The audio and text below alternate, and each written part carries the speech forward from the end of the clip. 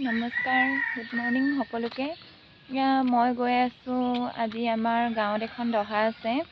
আমি বৰ্তা বৰমা বুলিয়ে কওঁ, বৰ্তাৰ দহা আছে। ৰাতিপুৱাতে ওলালোঁ, অলপ কাম আছে, কাম অলপ কৰি আহোঁ। মোৰ লগত যাব আৰু মোৰ ভাগিন যাব, আহি আছে সিহঁতি। মই যে কৈছিলোঁ মোৰ ভাগিনসকল যাব বুলি, মোৰ ভাগিনসকল যাব।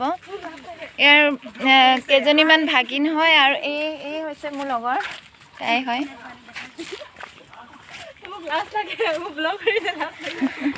তাই হয়।